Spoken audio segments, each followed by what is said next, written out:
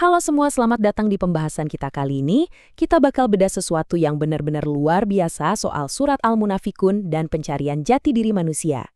Kita bakal ambil teks kuno yang umurnya udah lebih dari 1400 tahun ini dan melihatnya dari sudut pandang yang sangat modern, kayak semacam diagnosis psikologis yang benar-benar tajam buat batin kita. Yuk, kita telanjangi batin kita sejenak dan cari tahu, di mana sih jati diri kita yang sesungguhnya bersembunyi? Tapi sebelum kita mulai, coba deh jujur sama diri sendiri. Pernah nggak sih kamu ngerasa harus jadi orang lain cuma biar bisa diterima sama lingkungan? Mungkin ikut-ikutan ketawa buat jokes yang sebenarnya garing, atau ngubah selera musik biar kelihatan asik di tongkrongan.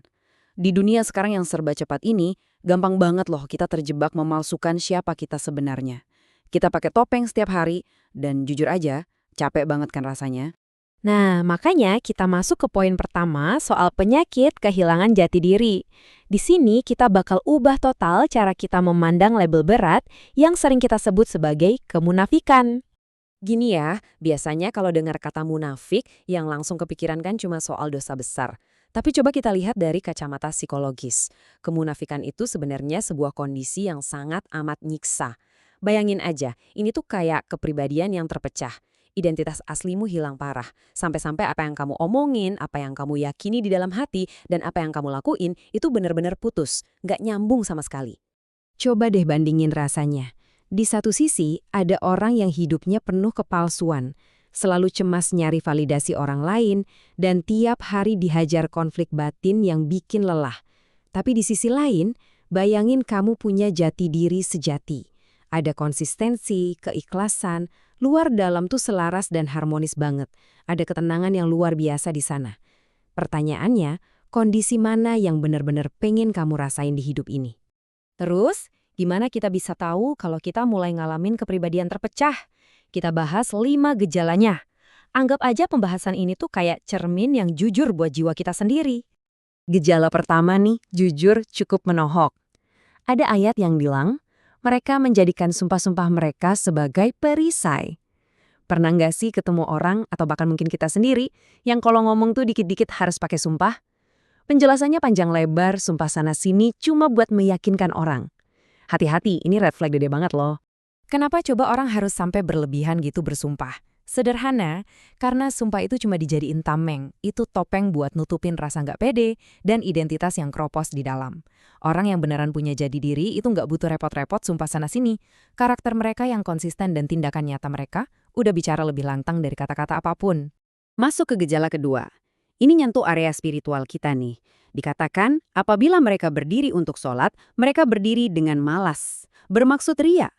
Coba deh refleksikan sebentar. Pernah nggak rutinitas ibadah atau doa kamu akhir-akhir ini rasanya kayak beban yang berat banget buat diseret? Logikanya gini, kalau ngerjain ibadah aja udah males, berarti dorongan dari dalam hatinya emang nggak ada. Rasanya murni cuma beban.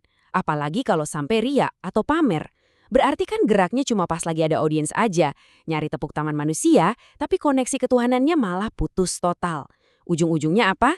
Hati jadi kosong dan lalai. Hidup cuma buat nyari validasi orang, itu ngerampas habis ketenangan spiritual kita. Lalu gejala ketiga, dan ini yang menurut saya paling sering bikin kita kepeleset tanpa sadar, peringatannya jelas, janganlah hartamu dan anak-anakmu melalaikanmu dari mengingat Allah. Ini ngingetin kita kalau hal-hal positif, bahkan anugerah terindah kayak harta atau keluarga sekalipun, bisa jadi jebakan distraksi yang bahaya banget kalau kompas batin kita udah hilang. Ada hukum sebab akibat yang nyata banget di sini. Kalau hal-hal eksternal secantik apapun bisa dengan gampangnya narik fokus kamu dari tujuan hidup sejati, itu bukti kuat kalau identitas kamu tuh cuma nempel di hal-hal fisik, cuma tempelan doang. Dan kalau identitas cuma bersandar sama sesuatu di luar diri kita, siap-siap aja panen kegelisahan batin dan kerugian spiritual yang total. Oke, dari semua diagnosis tadi, mari kita lihat 3 tingkatan jati diri. Coba pikir-pikir, kira-kira ada di mana sih posisi kita sekarang?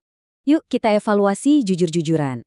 Apa kamu ada di level 1, yaitu kehilangan jati diri, di mana omongan, keyakinan, dan tindakan selalu bertentangan.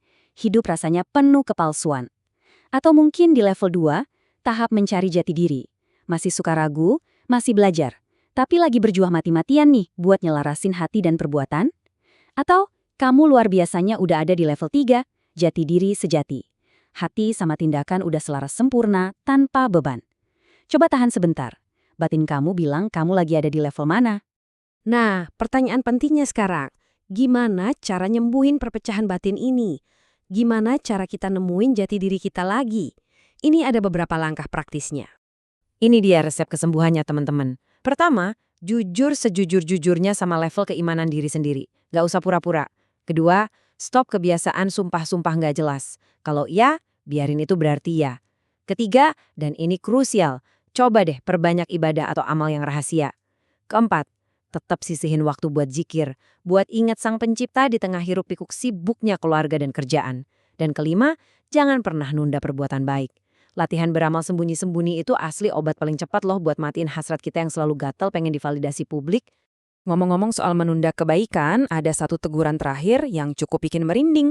Sebelum kematian datang kepadanya, lalu ia berkata, "Tuhanku, tunda kematianku sedikit waktu saja supaya aku dapat bersedekah." Gila ya. Di titik ini kita disadarkan kalau di hidup kita tuh ada jam yang terus berdetak. Waktu yang nggak terlihat tapi mutak jalannya. Dan dengerin jawaban telak dari pencipta kita, dan Allah tidak akan pernah menangguhkan kematian seseorang apabila waktu kematiannya telah tiba.